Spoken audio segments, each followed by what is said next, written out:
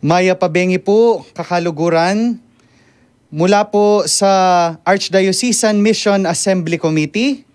Ako po si Among Justin. Ako po si Ate Bel Katigbak ng Santa Monica Parish, Mexico. At syempre po, kasama rin po natin ang ating talasuyo ning sakop. Ne po, ingka na akong mata sa talasuyo. Among Kenneth Alde. Among, Maya Pabengi po. Amang si Claude po. Si Claude ko po, kaya kayo nga, Maya Pabengi po. Ako po yung Father Kenneth Alde. At masaya po ako na naririto para sa ating programa. Opo, samahan niyo po kami sa ilang sandali ng ating pagninilay para bang ito'y jumpstart ng ating programa na ating gagawin sa Sabado. So siguro po simulan natin sa napakaikling kumustahan. Among Kenneth, unahin ka na po namin. Kumusta po kayo, Among? Better. Pero medyo nilalagnat ako kaya hindi ako nakapunta ngayon sa studio. Baka magkalat ako kung virus pa nito, baka magkalat ako ng virus. Pero hindi mapipigil ang espiritu para sa ating Mission Assembly. Walang virus na makakapigil sa ating espiritu. Amen. Amen. Thank you po, Among. Kayo naman po, Tita Bel, kumusta po kayo? Oh, I feel so good, Among. Imagine, no, magkasama tayo po ngayon. No? You always say, we feel good. Si Father Justin talaga, na nakaka-inspire po siya. Kayo naman po, Among, kayo, kumusta kayo? Oo, kanina napansin ko po napaka-traffic na, no? Nung after ng 5 o'clock nung tapos na po yung trabaho sa sakop, sabi ko anong oras kaya akong pupunta pero traffic na, no? Pero sa kabila nito, napakaganda po na magbiyahe kasi awa ng Diyos, nakikita natin na unti-unti bumubuti ng kalagayan, bumabalik na ang traffic, nandyan na siguro yung mga nagka-Christmas rush, yung mga pumapasyal sa ating mga pasyalan, ibig sabihin bumubuti na po ang ating kalagayan. And so ito po yung nakakabigay ng inspirasyon sa atin upang magpatuloy at ibigay pa natin ang ating paglilingkod sa iba. Ayan. O see how inspiring you are? Imagine, nakikita ang grasya sa traffic. Traffic, no? Kala natin disgrasya, pero may grasya, no po? At para po magtuloy-tuloy tayong samahan ng grasya ngayong araw na ito, para po sa ating programa, simulan po natin ito sa pamamagitan ng isang panalangin na pamumunuan po ng ating kasamahan si Tita Bel.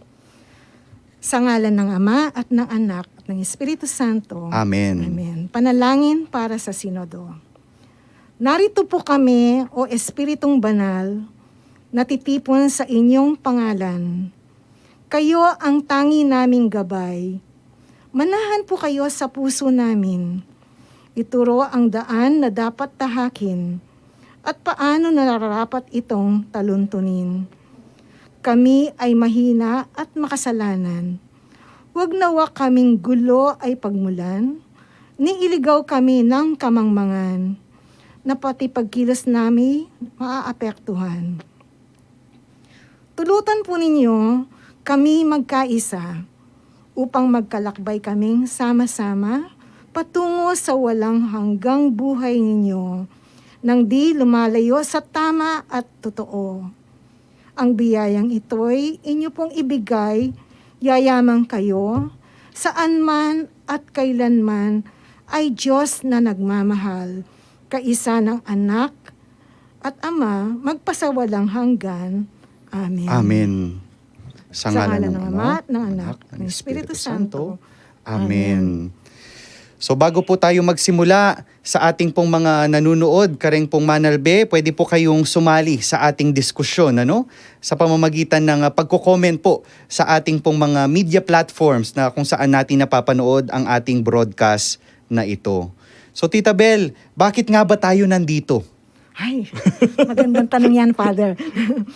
At tayo po ay nandito bilang paghahanda at tugon sa panawagan sa atin ng ating Arsobispo dito sa buong Archdiocese ng San Fernando sa pagdiriwang po natin sa Christ the King na mag-uumpisa po sa pamamagitan ng ating sinasabing Milablab.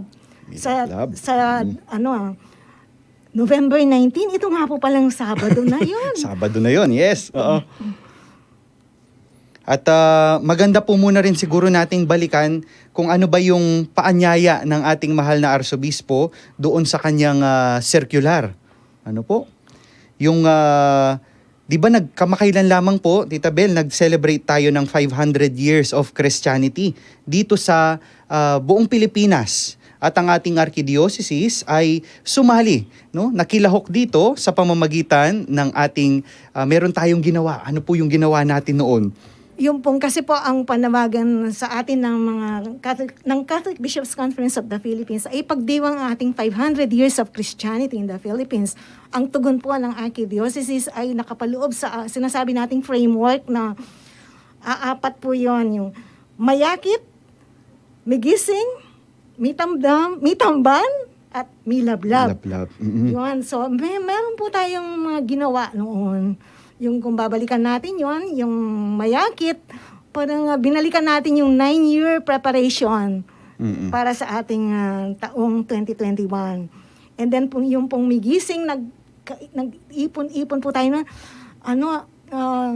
sa kabila po ng pandemic pa noon, nagkaroon tayo ng pagkakataon. Parang we gathered as an archdiocese online. Mm-mm. No? Sana yung mga tagapakinig natin, kung natatandaan ninyo yung hashtag makatipon, no? Kasama-sama tayo noon. And then, ano po yung nanawagan naman ang ating Santo Papa para sumali sa synod o synodality. Kaya, yun po, nagkaroon ng mitamban bago may lablab. Mm-mm. Yun, ngayon po, itong Saturday na to, magkakaroon tayo ng may lablab.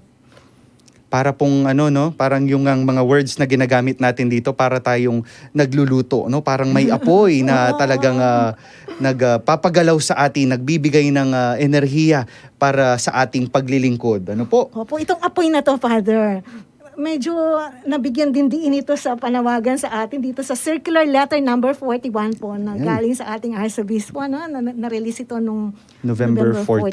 Mm-mm. Meron pong 2 katanungan doon, Father. Talakayin po natin yun. Mm-mm. Yung pong tema, no, ng ating Missio Agentes is Becoming Jesus' Missionary Disciples. And from here po, ito po yung napakagandang pagnilayan natin, yung pagmumulan ng ating lahat ng mga diskusyon ay tungkol po dito sa 2 tanong na ito. No? Unang tanong, how is missionary discipleship expressed today? No? Magandang tanong Oo. yan, Father. Magandang pagnilayan. Father Justin, pwede ko po kayong tanungin. Yes. Bilang alagad ng Diyos, sa panahong ito po, paano po ninyo nakikita o paano po ninyo nagagampanan yung pagiging missionary disciple ninyo? Oo, no? Kasi bilang bagong pare, sabi nga, mainit-init pa, no? At saka yan, yung talagang misa, yung pagmimisa, talagang parang ramdam na ramdam at hindi lang ito sana sa akin, yung hindi ko lang siya sineselebrate, no? Yung hindi ko lang tinataas ang katawan ni Kristo, kundi ako rin tinutularan ko yung aking pinagse-celebrate. Kundi parang sinishare ko rin yung aking sarili, tinataas ko rin ng aking sarili, iniaalay ko rin ng aking sarili para sa iba. No? Yung pakikinig, yung mga simpleng pakikinig sa iba, yung pangungumusta sa kanila, at sa mga iba't ibang mga services pa natin. No? Kayo naman po, Wow. Tita Bel. Ganda naman yan, Father. Talagang nakaka-inspire po kayo. Ako naman, pagiging missionary disciple ko in simple ways, like, ngayon po, Father, no, senior citizen na ako. Yung retired, pero not tired. Inaalay ko po ang aking sarili, ang regalo na kaloob ng Diyos sa akin, ang aking pagiging certified public accountant. Sabi ko, ito po ay gusto ko naman ialay para sa mission, para sa building of God's kingdom. So ako po ay nag-volunteer sa ating arsobispo. Kung anong maitutulong ko sa finance department ng Arsobispado de Pampanga. Palagay po, yun ang paraan ko ng pag-aalay. Oo. Siyempre, tatanungin din natin ang ating co-host, no? Live mula sa Sakop. Among Kenneth, how is hello. missionary discipleship expressed in your ministry? Yeah. Siguro magandang tanong, ano ba yung mission para sa akin? Mm-mm.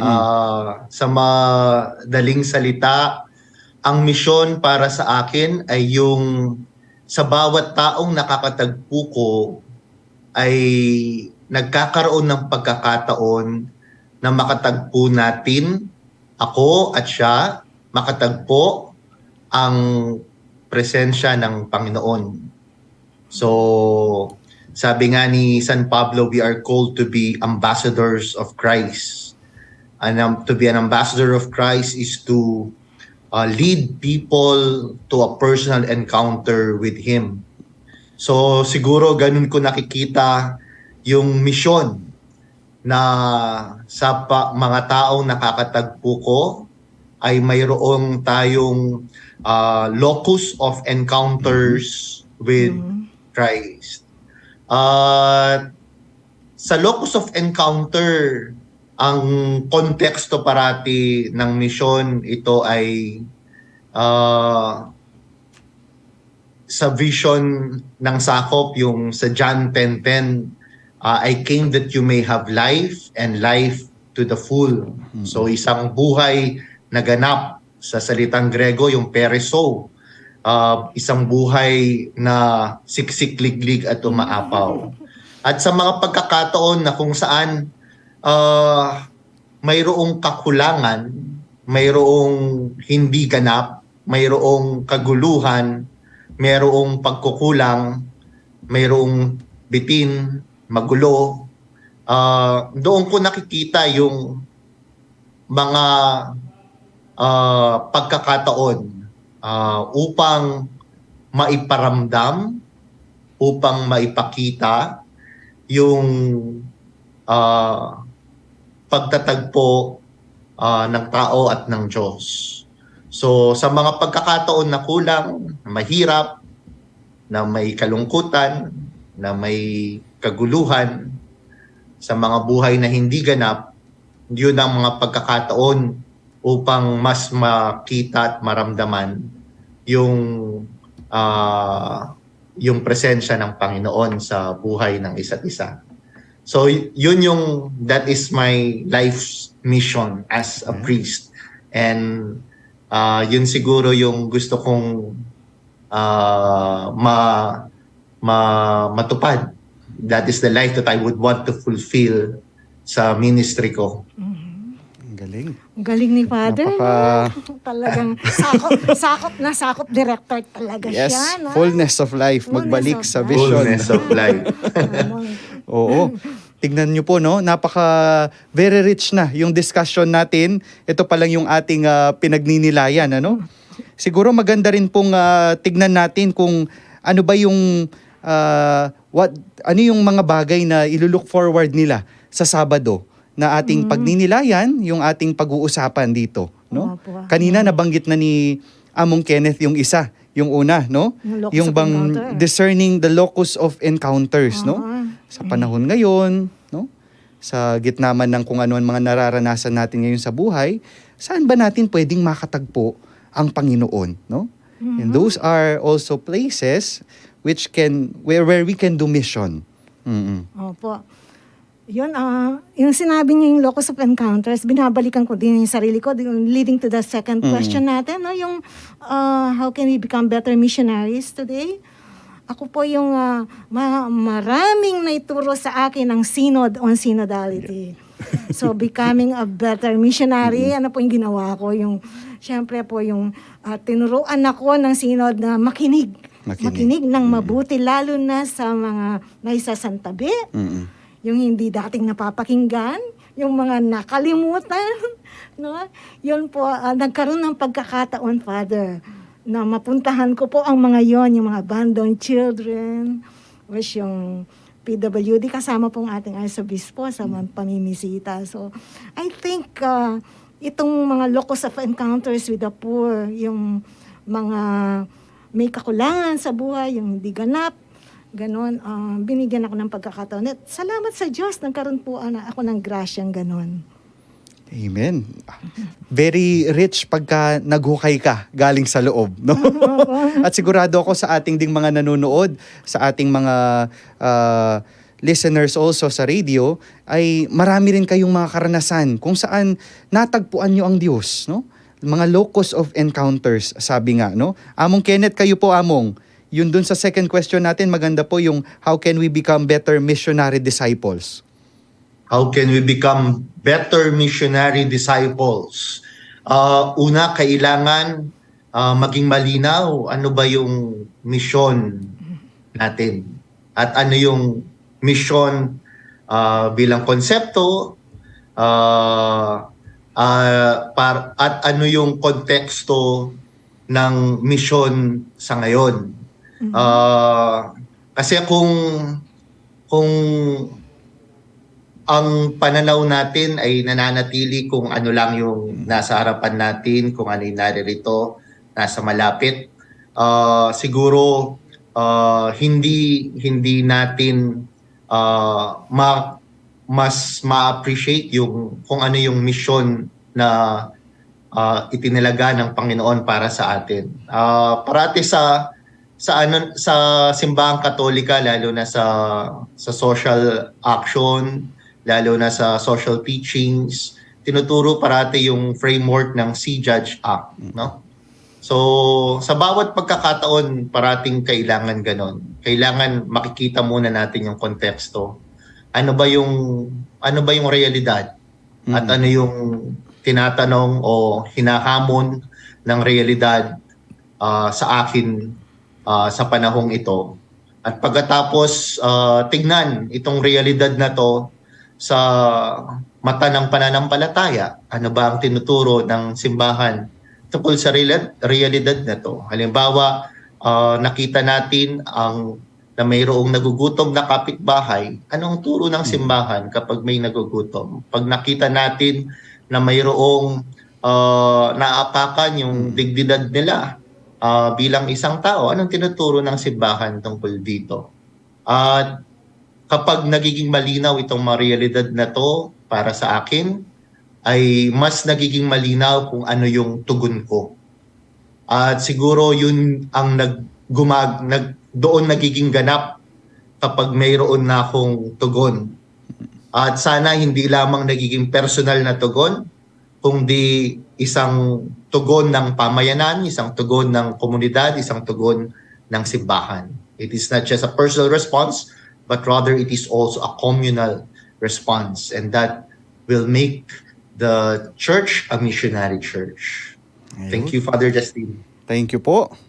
Napakalalim, no? Siguro tatahiin ko po sa aking din sariling karanasan, no? Sa kabila ng mga maraming mga schedules, sa kabila ng mga maraming ginagawa, no? Yung ating paglilingkod sa sakop, like si Tita Bel naman sa synod and also in assisting the finance department of our archdiocese, si Among Kenneth sa sakop din, parang napakaganda na makinig, no? Makinig muna tayo sa Diyos din, no?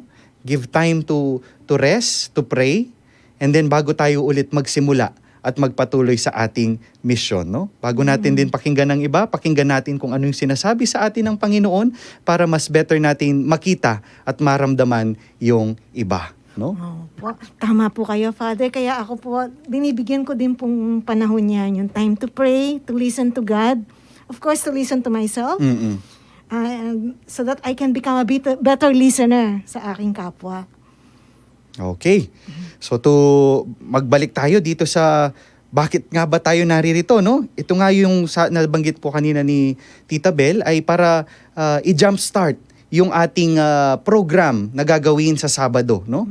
At ano-ano nga ba yung i-discuss natin, yung mga topics na i-discuss natin sa Sabado, Tita Bel? Opo, ito yung nakapaloob po sa ating circular letter. Yes, Ito po ang inaasahan natin mangyari. Ano po yung katulad ng sinabi kanina ni Father Kenneth, i-discern po natin. Pag ninilayan po ang locus of encounters, balikan po natin yung ating yung programa po ng Missio Adientes, no?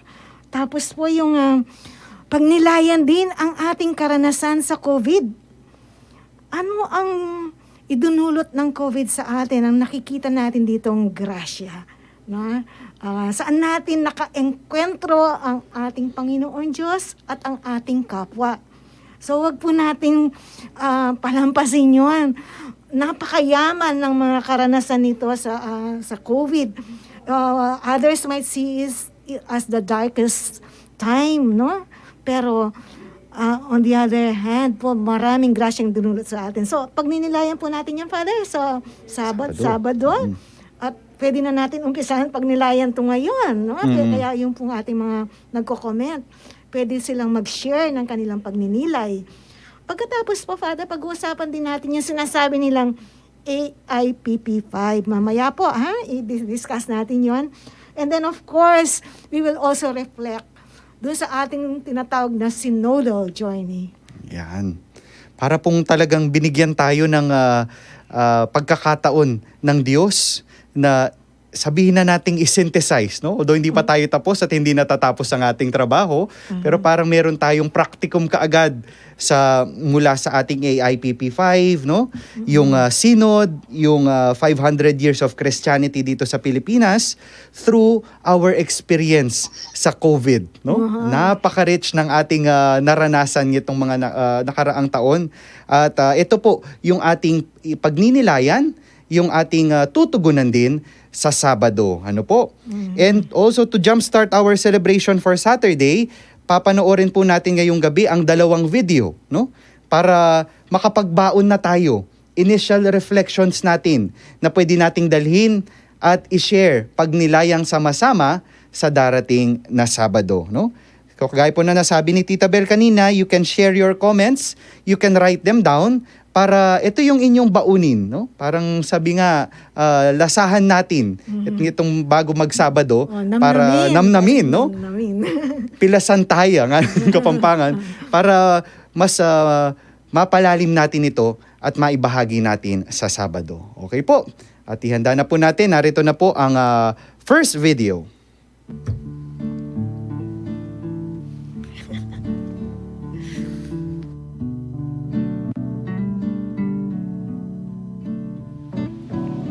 Manatagkang kanawon, balayan ng ipanwanan. Ito ang tema ng AIPP5 na ating sinusundan mula noong 2019 hanggang 2023. Isang taon na lamang matatapos na ang AIPP5. Kumusta na kaya ang ating integrated pastoral plan? Subalit bago ito, balikan natin ang ating paglalakbay bago tayo nakarating dito.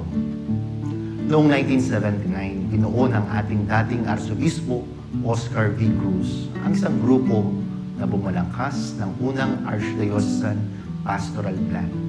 Ito ay naaprubahan at pinatupad noong January 15, 1980. Dala-dala naman ang espiritu ng Second Plenary Council at ang ating karanasan ng lalawigaw ng Pampanga sa pagputok ng Bulkang Pinatubo. Pinatawag naman ni Arsobispo Pasiano Aniceto ang kauna-unahang Archdiocesan Pastoral Assembly noong April 15 to 19, 1996. Ang assembly ay binubuo ng mga kaparian, relihiyoso at talang laiko. At ang naging bunga nito ay ang AIPP2 na inilunsad noong February 7, 1998 na may temang Balayan at Talatuki, Balayan ang Ituburan. 13 taon pagkalipas, nagkaroon muli ng Pastoral Assembly na naganap noong April 20 to 21, 2009. Bunga ng pakikinig, ang AIPP3 ay inilunsad noong April 24, 2009 na may temang Mipastulan, Makipamastul. Bilang tugon sa salita ng mabuting pastol, nagtipon-tipon muli ang mga kaparian, relihiyoso, laiko sa pangatlong Archdiocesan Pastoral Assembly noong January 18, 2014. Matapos ang 3 buwan na konsultasyon at validation, inilunsad ang AIPP4 noong April 17, 2014. Taong 2016, sinimulan ng Archdiocese sa pamumuno ni Arsobispo Florentino Lavarias ang pagbabalik sa vision mission ng Archdiocese at binigyang diin ang pagsasabuhay ng simbahan bilang Church of the Poor o simbahan ng Maralita bilang direksyon na ating tatahakin.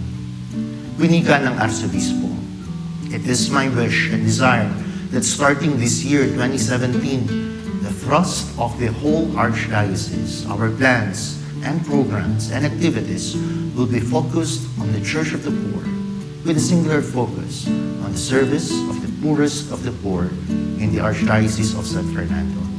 Ano nga ba ang simbahan ng Maralita? Una, nakikita natin ang ating sarili as a pilgrim church of the poor, isang tunay na simbahang Maralita na patuloy na binabago ang sarili bilang isang sambayanan ng mga disipulo, sambayanan ng mga apostol. Naiintindihan ng simbahan ang pagiging Maralita ay may dalawang kahulugan. Ito ay parehong kanais-nais at isang estado na dapat ihango ang ating sarili, isang paradox. Dahil dito, ang imahe ng Diyos ay isang Diyos ng pagmamahal, isang Diyos ng pakikisa, isang Diyos na nagpapalaya. Kung kaya ang simbahan ng Maralita ay isang simbahang nagmamahal, nakikisa, nagpapalaya, at naglilingkod. Upang magkatotoo ang simbahan ng Maralita dito sa ating Archdiocese, 5 bagay ang dapat bigyang pansin. Una, representation and inclusion. Kailangan kabahagi ang bawat isa. Pangalawa, participation. Kailangan nakikilahok at nakikisa. Ikatlo, formation. Kailangan may pagbubo. Kaapat, empowerment. Kailangan palakasin ang isa't isa. At ikalima, sustainability. Ang ating mga programa ay kailangan magpatuloy. Ating tanungin ang ating mga sarili, mga pamayanan, mga parokya. Naging tunay ba tayong simbahan ng Maralita? Kung hindi pa, ano na ba ang mga nagawa natin upang tunay tayong maging isang simbahan ng Maralita?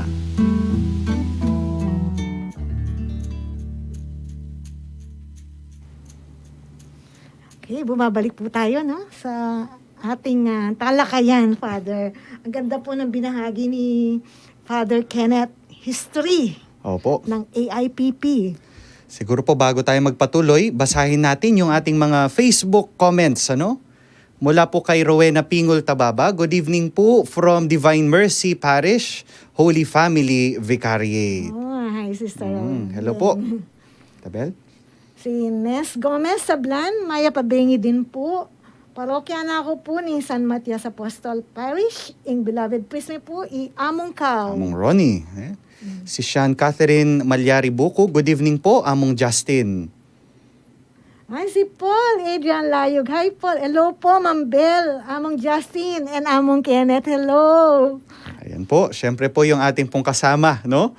Sa ating ang kaparokya. Kaparokya ni Tita Belen, kasama natin sa PPCRV, si Mr. Alex Yusi. Sa panahon po ngayon, pandemya, ang ginagawa ko po bilang mission discipleship. Bilang Katoliko, mas marami po ang gawa kaysa sa salita. Kasi po, actions speak louder than voice. Ayan.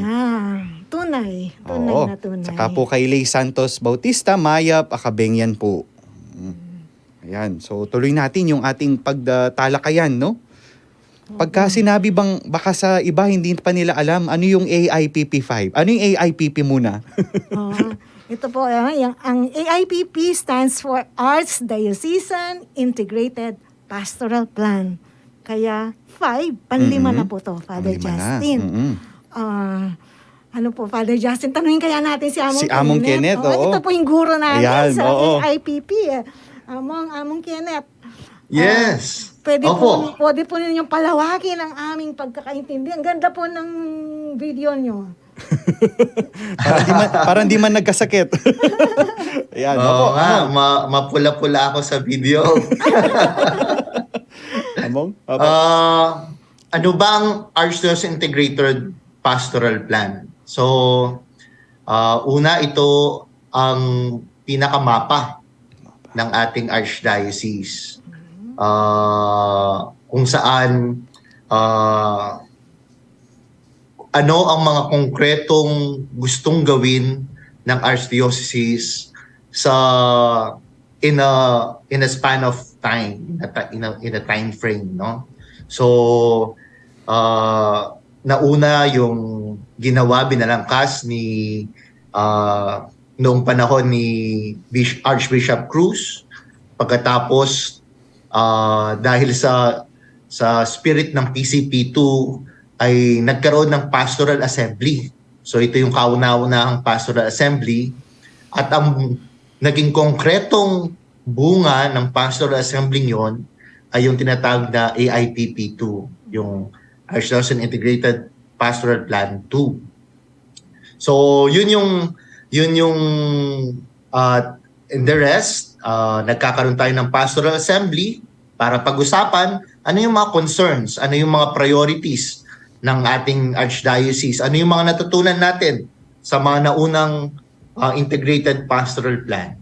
At pagkatapos noon, tatanungin natin ang ating sarili, ano ngayon ang nakikita nating mahalaga, anong landas ang gusto nating tahakin ngayong panahong ito, ano yung mga importante, mga pastoral priorities natin, at ano yung mga konkretong mga plano na kailangan nating gawin para maabot natin yung mga yung vision natin that to become a church of the poor, a community of disciples, and a community of apostles. So in a nutshell, ganun yung AIPP, ganun yung integrated pastoral plan. So mapa, isang daan, konkretong mga pagtugon sa nakikitang mahalaga ng archdiocese natin. Ay, salamat po, Father. Ito po, parang binalikan ko yung karanasan ko ngayon. Di ba, nasa ano po tayo ngayon, no? Nasa mid-term evaluation tayo ng AIPP5. Opo. Ako na-inspire ako dun sa mga yung priority programs natin, no? Yung 3 flagship. Yung 3 flagship ng AIPP5, yung pong BEC, tapos yung pong Christ the King, at saka po yung Crusada ng Virgen de los Remedios, Santa Cristóbal, and Virgen de los Remedios. At na-inspire din po ako dun sa mga priority programs ng yung pong programs for the poor, pagkatapos po yung sa ecology, tsaka yung BEC. Yung ano po, responsible citizenship and good governance na naakma naman sa pangangailangan natin ngayon. Parang maganda po yung sinabi ni Among kanina, no? Yung bang paano ka tutugon, pero yung pagtugon mo, it's not only your personal response, kundi sama-sama, collective. That's why it is an integrated, no? Parang di ba nga yung madalas na ginagamit, Tita Bel, Among Kenneth, na imagery dito is yung ting-ting, no? Walis ting-ting. Opo. Pagka walis ting-ting, isa lang ang ginamit mo, ikaw lang mag-isang nagwawalis, hanggang tusok ka lang ng dahon. Pero kapag ka pinagsama-sama mo yan, mas maraming masasalok, mas effective, no? Yun siguro yung diwa rin nitong ating AIPP5, ano po? Siguro po, Among Kenneth, ano po yung siguro hindi nyo makakalimutang karanasan, no? Dito sa ating, although nasa midpoint evaluation pa lang tayo, pero ano po yung hindi nyo makakalimutang karanasan dito sa ating AIPP5? Yung mga tumatak nung binabasa ko yung mga responses ng parokya. Oo. Isa sa mga overwhelming response, no, na halos lahat meron yung survey program for the poor. So lahat ng parokya ay mayroong programa para sa mahihirap. So nagkaiiba-iba lang siguro yung anyo, nag-iiba-iba lang yung mga paraan, pero lahat ng mga parokya ay mayroong programa para sa mahihirap. Siguro this is something that is emphasized, especially during the structuring or drafting of the AIPP5. Pangalawa, yung sinasabi ni Tita Bel na flagship programs natin, yung BEC, Crusada, tsaka Christ the King. Christ the King is we have reinterpreted it and iniintindi po natin siya hindi lamang bilang as a liturgical experience na kung saan ang liturgical experience ito yung pinaka-summit ng ating celebration of Christ the King. Subalit, ang pinaka-essence ng Christ the King would be about service, kung paano tayo maglilingkod. Nakita ito dun sa responses ng bawat parokya na nag-submit, ano? So most of them were almost all of them ay mayroong program for the poor. Mayroong konkretong service for the poor. Pangalawa, yung krusada ay kahit na may pandemya, the devotion of the people, their thirst for liturgy, sacraments, and devotions, katulad ng sa krusada, ay very apparent. Kahit na may pandemya, naging creative at sinelebrate pa rin yung krusada. At yung krusada, pati yung lamak ng Birhen, kahit na pandemya, ay naging konkreto. Sabi ko, ang gagaling naman ng mga parokya, no? They really have this creativity. And then yung BEC, no? Siguro ito yung medyo napag-iiwanan dun sa resulta ng evaluation. Merong pagsisimula. Siguro ito yung good news na nakita ko doon sa evaluation. Mayroong pagsisimula and a purposive desire to establish basic ecclesial communities in the parishes. So, merong pagsisimula. Yun yung magandang karanasan dito sa mid-year evaluation. At pangatlo siguro, isa sa mga nakitang mahalaga dun sa AIPP 5 yung structure and leadership. Siguro nakita ng mga tao sa simbahan na kahit sa paggawa ng mabuti, kahit sa pagtulong, kahit sa pagsamba, kailangan mayroong istruktura na susuporta sa buhay ng simbahan. So, yung leadership nito, halimbawa yung pag-organize ng pastoral councils, ng financial councils, ay nagko-comply ang mga parokya. At yung mga guidelines na kailangan, sistema, mga processes na kailangan para suportahin yung buhay ng simbahan ay makikita doon sa responses ng mga parokya sa AIPP 5. So yung tatlong yun siguro yung medyo sa ngayon ay malaking impact sa akin. Yung program for the poor, ibig sabihin para sa akin kasi nagiging deliberate yung gusto nating totoong maging Pilgrim Church of the Poor. At para maging totoong Pilgrim Church of the Poor ay meron tayong konkretong programa para sa may hirap at kitang-kita iyon sa ating mga parokya. Tapos yung flagship programs natin, yung devotion to the Crusada, the BEC at saka yung Christ the King, and then yung structures, leadership, organization, support that would support the life of the church. Okay. Napakaganda po, no?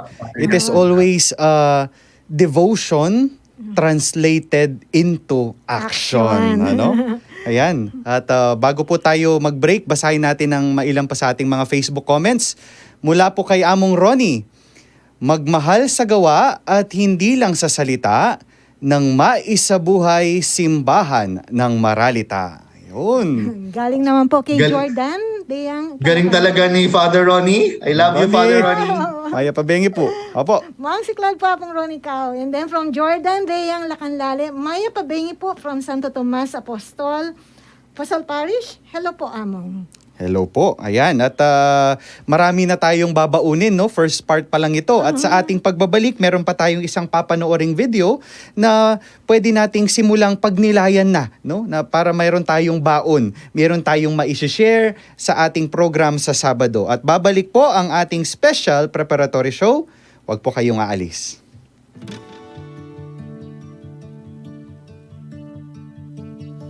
Taong 2021 nang ipagdiwang natin ang ika-500 taon ng pagdating ng Kristyanismo sa ating bansa. Ang paghahanda ng jubileyong ito ay nagsimula noong 2012 nang ang Catholic Bishops' Conference of the Philippines o CBCP ay naglabas ng isang pastoral exhortation, Live Christ, Share Christ. Mula 2012 hanggang 2020, tayo ay nagkaroon ng iba't ibang tema tungo sa ating jubileo. Year of Mission to the Nations o Missio Ad Gentes ang dedikasyon para sa 2021. Nakiisa ang Archdiocese of San Fernando sa pagdiriwang ng ating jubileo. Ito rin ang nagsilbing paraan para tayo ay muling magtipon sa isang mission assembly na may 3 bahagi: mayakit, migising, at milablab. Sa ating Mission Assembly noong 2021, pinili natin ang temang Malatag kang Kanawan, Balayan ang Ipanwanan, na hango sa ating AIPP 5 at sa tema ng Gifted to Give.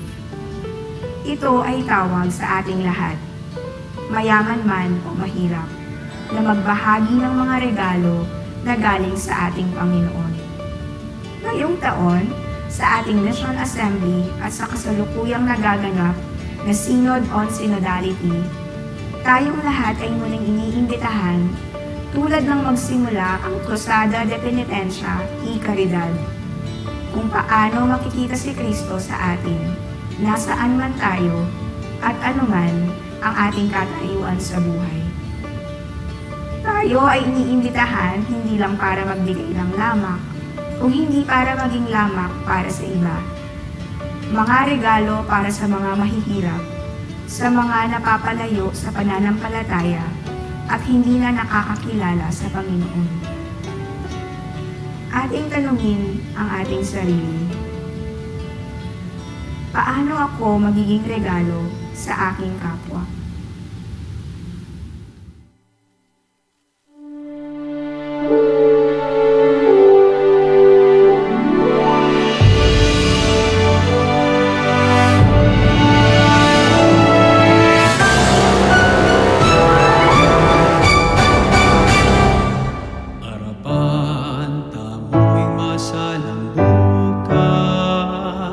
Salamat king 5 siglong kasalpantayanan, daralami kalambing pangatubot, sablamingan, babyemingan, napatanggan king katataulian, tango kami Ginoo, king misunod. Umye kami king aslagan, dating amano muso'y wanding mangailangan. Talaning munag, mandabe king dalan, palablaban ing misyon para king Ginoo. Arapan tamo'y masalang bukas, salamat king 5 siglong kasalpantayanan, daralami kalamning pangatubot, sablamingan, babyemingan, dapat ang daing katataulian, tango kami Ginoo, king misunod. Ipagkalaman, ban, minake at biyayan, masamal, hustisya, kapayapaan, layang tanda, hingke kata, kasal pantayana. Napakalangin na masawal, hostisa, kakayaman, amoy masalang bukas. Salamat ng 5 siglong kasal pantayanan.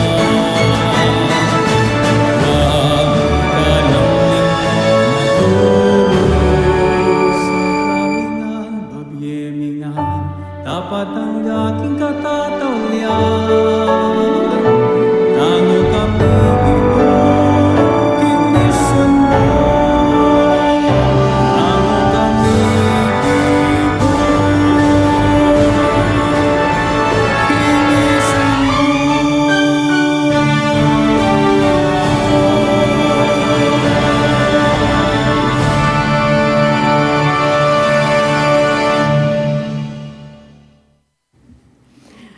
Muli po, bumabalik ang ating special preparatory show for the Meal of Love Celebration sa darating po na Sabado, November 19. Huwag po natin kakalimutan. Ilagay po natin sa ating kalendaryo. Ngayon, kasama po rin po natin si Among Kenneth live. At saka po si Father Justin. At syempre po ang ating Rose Among the Thorns, si Tita Bella, no po. At para po sa ating second part ng ating programa, papanoorin natin yung ating pangalawang video na kanina medyo nagka-glimpse na kayo, no? Pero para mas malasahan natin at mas manamnam natin, panoorin po natin ito.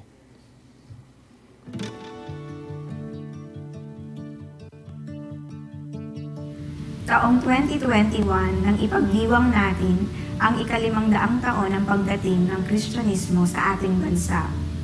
Ang paghahanda ng jubileyong ito ay nagsimula noong 2012 nang ang Catholic Bishops' Conference of the Philippines o CBCP ay naglabas ng isang pastoral exhortation, Live Christ, Share Christ.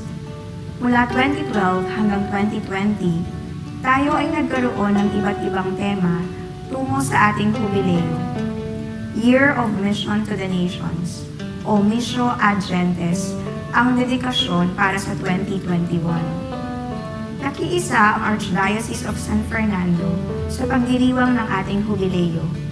Ito rin ang nagsilbing paraan para tayo ay muling magtipon sa isang mission assembly na may 3 bahagi: mayakit, migising, at milaglag.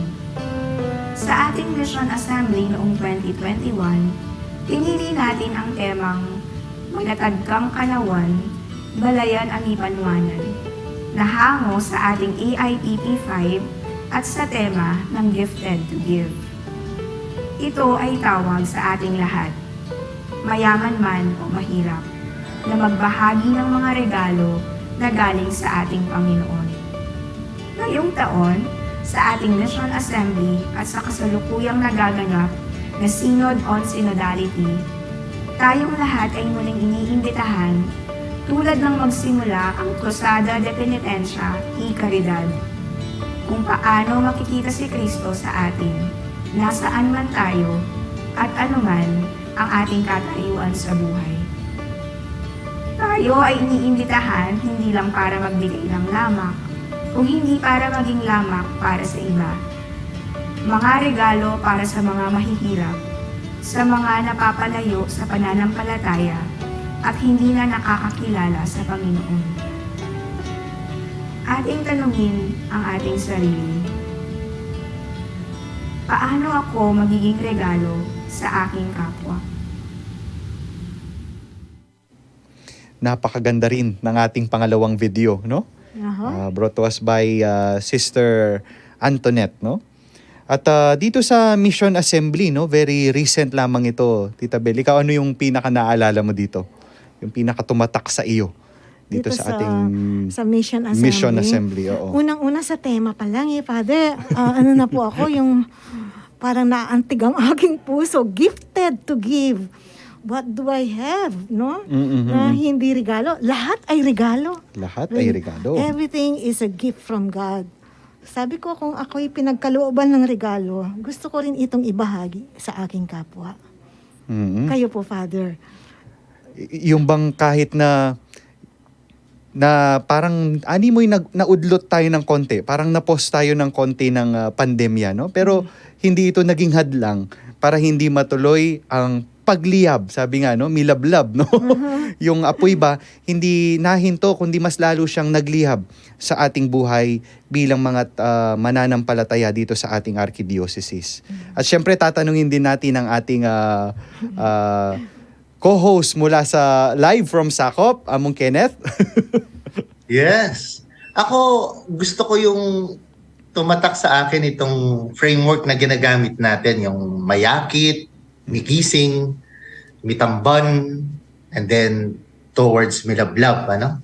Kasi hindi lamang yung ating mission assembly hindi nagsimula sa bula, di ba? Mm-mm. Kaya yung pati nga yung 500 years of Christianity natin dito sa Pilipinas ay we celebrate it, we look back dahil ito ay ang istorya ng pagmimisyon.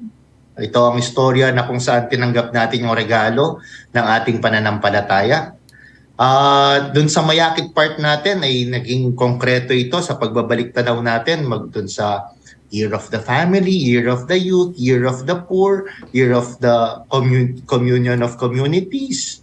At kung ano-ano pang year yon, di ba? 9 years yon. 9 years. So nagbalik tanaw tayo.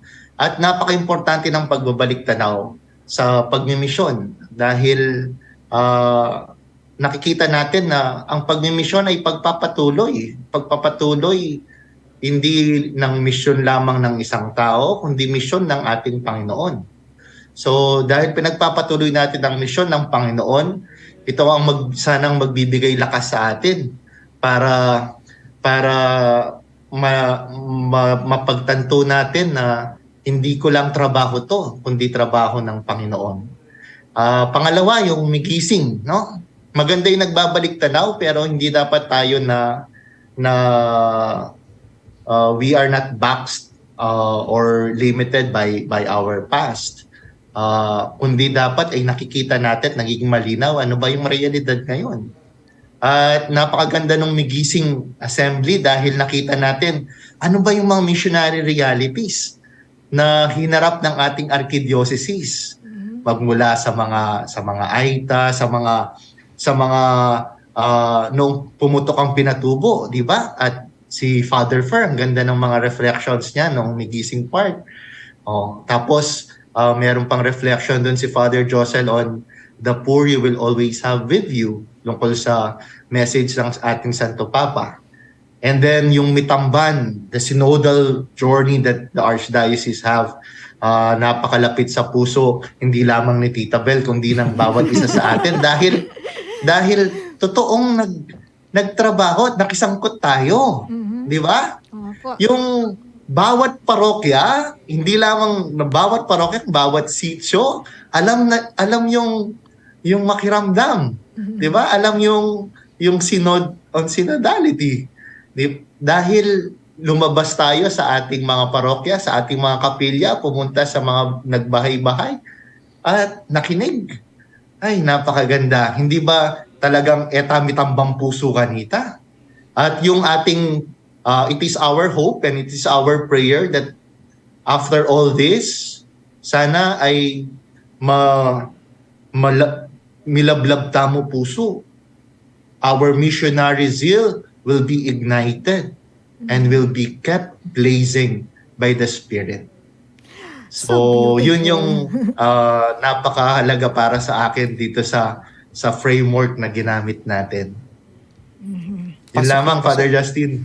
Thank you po, Among Kenneth. Pasok na pasok po dun sa binahagi ni Among Kenneth at ni Tita Bel yung Sea Judge Act. Ano? Okay. At ngayon, sa Sabado, pupunta na tayo doon sa act part, no? Yeah. Milablab, no? Talagang meaning ng milablab, yung bang hindi lang siya yung basta nasindihan ka, okay na yan. Pero hindi, nag-aalab, no? Parang yung dun sa ating lupang hinirang, alab ng puso, sa dibdib mo'y buhay, no? Parang kayo ngayon, Father Justin. Milalablab kayo po, no? Do you feel that, Father? Oo. Lalo na kanina, yung pinag-usapan nga natin, no? Yung nung nag-break tayo, yung kanta na tinranslate. Yeah. Yung kinanta ni Among Gian, no? Ang aking batchmate, tango kami Ginoo, King mission mo. Opo, among favorite ko po yan. Alam ni Father Gian yan, no? Yung nag-talk tayo dun sa Lubao, yun po ang panghuli ko. Nag-talk ako dun sa mga, mga EMDC ng Bicay, hindi ng panghuli ko. Kasi napakaganda nung tango kami. It's saying yes. Yes to the mission. At ito yung parang unconditional yes. Mm-mm. No? Pero syempre, may kasama itong sakripisyo, no, Father? Kasama lahat yun. Mm-mm. Unang sakripisyo dyan sa pagmimisyon ay yung yung parang precious gift na binigay sa atin ng Panginoon, which is time. Mm-mm. Time. The time that we spent, pagkikinig, pagsiservisyo sa ating kapwa, ay naku, yun po talaga yung nakikita yung tango kami. Oo, no? Talagang parang pwedeng tahi-tahiin itong ating mga tema, no? Itong gifted to give, yung manatad kanawan, no? Yung talagang we are called, no? Sabi nga, pagka tinawag ka, kailangan tumugon ka, no? At ito yung ating we look forward to this coming Saturday's event na sana talagang hindi lang sa Saturday kundi magliyab pa ito sa mga darating na araw. Ano po? Ayan. Siguro magbasa tayo ng mga comments, no? Baka meron ng mga baybaon, no? Sigurado yung iba baka nahihiya lang, hindi pa nag-comment. Pero ito yung mga nag-greet sa atin. Maya Pabengi po, Ibat King La Consolacion Parish, San Isidro, Guagua, Pampanga, si Joshua Mariano, no? Ayan. Okay. At siguro bago tayo magtapos, ano yung mga reminders natin?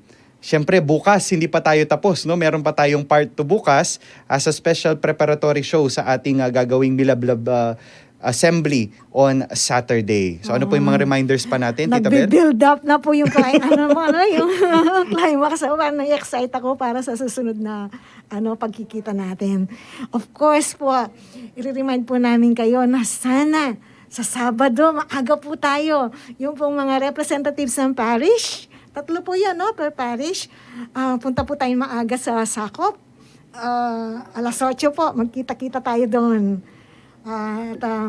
Yung pong nanonood sa kanilang bahay through the different media platforms po ng Archdiocese, subaybay po kayo, makilahok po kayo. Live tayo. Live po tayo at pwede po kayong mag-participate doon sa pamamagitan ng inyong mga comments, feedback. Magkasama-sama po tayo, no? At magtatapos po yun sa isang Eucharistic celebration po for the Christ the King na po yun. At 4 o'clock in the afternoon. To be presided by? To be presided by our Most Reverend Florentino G. Lavarias, D.D., our Archbishop po sa Archdiocese ng San Fernando. Ayan, oo. Tita Bel, may pahabol pa si Joshua Mariano. Basahin muna natin, tapos si Among Kenneth. Sige po. Okay po. 500 taon ng Kristyanismo sa ating bansa at 450 na taon sa ating lalawigan. At darating naman ang ika-75 taon bilang isang diocese. Mahalaga ang mga pagdiriwang na ito. Pero ang mga ito nawa ay aanyayahan tayong magnilay bilang isang mananampalataya at bilang isang pamayanan ng mga mananampalataya. Napakaganda po. Ayan, Galing si kay Joshua Mariano. Joshua Mariano ng La Consolacion Parish. Good evening po, Tita Bel. Mula naman kay Linda David. Good evening po, Tita Bel. Father Kenneth, Father Justin from Our Lady of Sorrows, St. Francis Village. Na-touch po ako sa mga sharing ninyo sa life mission. Naalala ko po ang kapwa ko senior citizen. Sana masama sila sa susunod na Synod 2. Thank you and God bless. Ay, Ayan. thank you po, Tita Linda. I remember, Tita Linda. Among Kenneth, ano po yung may mga reminders pa po tayo for the upcoming event?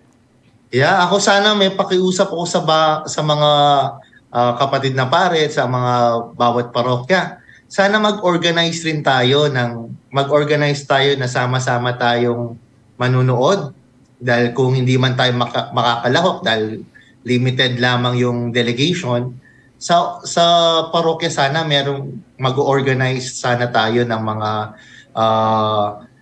groups na kung saan manunood, makikisama sila sa pagninilay, makikinig sa mga inputs, at doon mismo sa parokya ay sila mismo ay magkaroon ng mga resolutions at mga konkretong pagpaplano kung ano ang dapat na pagtugon nila para milablab yung mission sa kanilang bawat parokya.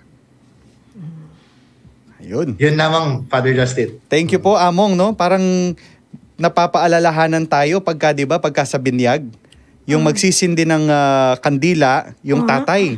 Tapos i-share niya ito sa kanyang mga kumari at kumpare. Parang ganito yung milablab, no? Manunood tayo, sama-sama tayong magninilay. Tapos from the parishes, talagang kakalat yan, yung apoy ng pag-ibig ng Diyos na lagi niyang ibinibigay sa atin. Ano po? Okay. So, siguro po, hanggang dito muna tayo. At bukas pong muli, at the same time, same tayo sa 8 p.m. para sa ating pangalawang episode, no? As we prepare ourselves for our Milablab Phase on Saturday. Ano po?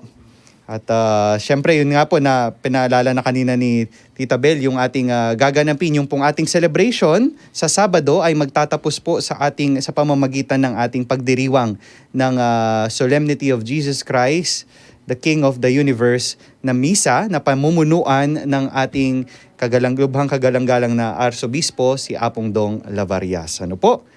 At any last words po, siguro, Tita Bel, bago tayo magtapos. Unang-una, Father Justin, gusto ko magpasalamat sa inyo sa pamamagitan nito na magkasama po tayo, nagnilay din tayo, no? At nag-share tayo ng ating mga karanasan.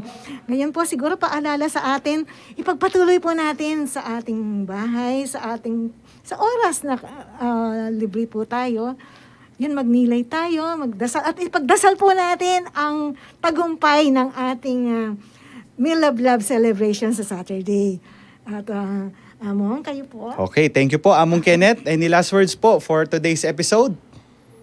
Ako ay parating nai-inspire. Unang-una kay Tita Bel. Yes. Pangalawa, syempre sa partner ko, si Father Justin. Ay, napakabait na pare.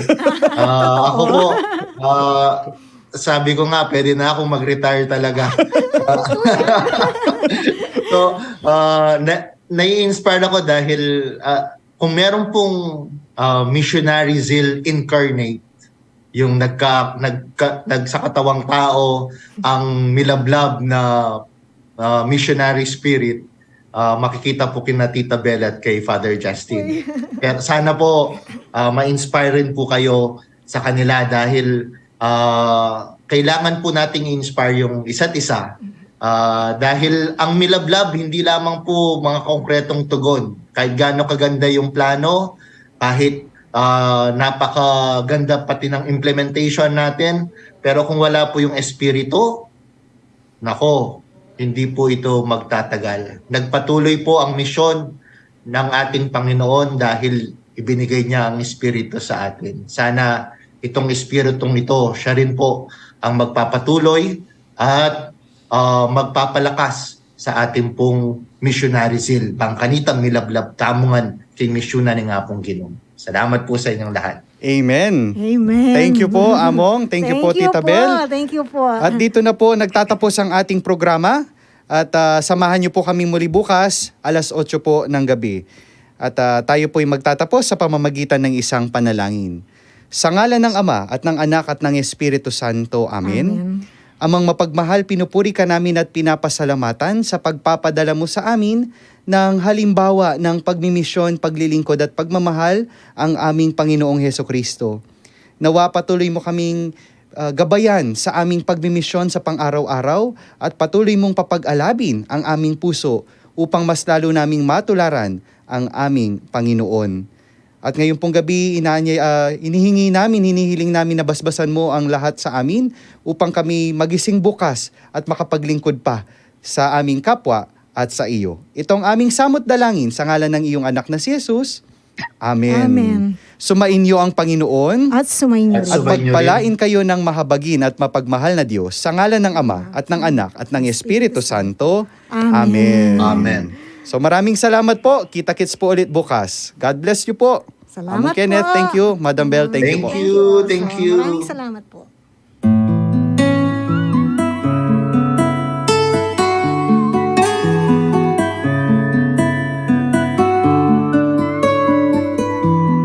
Feel at home tayo dito. Enjoy life at Bright FM 91.9. Friends tayo. Bright FM, nandito na. Mag-e-enjoy ka sa mga programa. Good vibes ang musikang taglay. Pagkakaibigan ang inaalay. Kabalen, halika na sa bright light sumama. Isang paniniwala sa Diyos nagtitiwala.